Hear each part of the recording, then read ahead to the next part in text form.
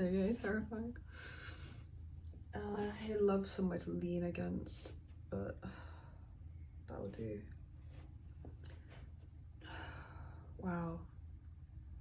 Do you know what has been so cool today? We have spent so much of our lives, like, we kind of live in a world that uses something called the medical model. I will explain this far more when we're done with this unit, but while we're learning about it looks at, say, mental health as a medical issue. Sometimes that could be helpful and sometimes that has issues. And we're looking at both of those things. Like, our current unit is to evaluate how the ways that behaviour is measured are effective or whether they have gaps. And we can look at things like different disorders. I can choose to look at disorders that are relevant to us or not. I'm obviously interested in the ones that are relevant. So one of the things we're looking at is, we look at the DSM and the ICD, which are like the frameworks for how diagnostic criteria is referred to, and people use that to base like interactions with patients off and say whether their behaviour meets this diagnostic criteria to fall under the category to get this diagnosis or not. That's what's used.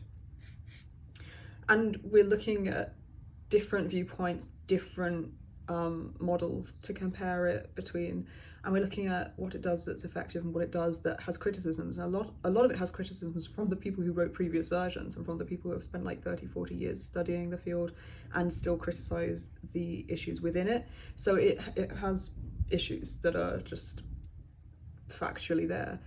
But what's really cool is, having spent our lives growing up in this model, there's certain things that get pathologized, that get medicalized. Like, medicalization is actually a thing we're looking at, and validity is something that can be in question sometimes from some medical professionals towards their clients, towards service users. It shouldn't really be done in the way that it is, but a large amount of plural experiences involve this dynamic of people comparing their lived experience with the diagnostic criteria. And if there's a mismatch, the responsibility is placed on the system as if their experiences and the validity of their experiences is called into question. But the way we're looking at it in this unit, it's validity is a question you ask, but you ask it of the diagnostic manuals. Like, with the diagnostic criteria, is it reliable? Could several different professionals reading off of this come to the same conclusion about the same person, or people stood in front of them with the patient received the same diagnosis from anyone? So that's how you like check reliability and look at the issues with reliability. One problem is validity. So does the expression of the symptoms that is the diagnostic criteria line up with lived experiences? And does it line up with enough of an array of lived experiences that it is valid? And there are some issues, because if you try to widen the scope of the diagnostic criteria enough to fit all different presentations of something, it can start to intersect with reliability, because if the diagnostic criteria is wide enough to have all of the nuance of lived experience within it, it starts to become a bit unreliable that different professionals could use it reasonably to diagnose. So this is like the balance constantly trying to be struck.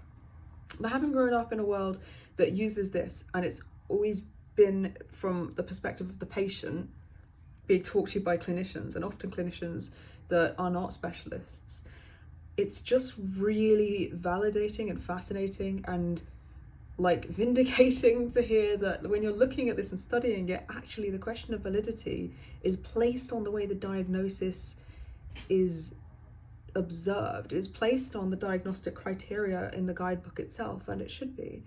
It's not, when there's a misalignment, supposed to be placed on the validity of someone else's experiences. And it's just completely reframed it, like flipped it in my brain. So now all of the like medical experiences we've had that have left the ways those thoughts could present themselves to me is just being changed by learning about it in such detail from the position more of the clinician, and being like, it's not our experience as validity that's in question. It's the way the diagnostic criteria is supposed to be able to see and line up with real world experiences. Whether or not the checklist they have is representative of lived experience is what makes it valid or not us. And that is just like really cool to see. And also it's really interesting. And it's really fascinating because there's more than just the medical model. I haven't learned much about the other kinds yet, but I know they exist. So that would be really cool to talk about when we've done more research on that.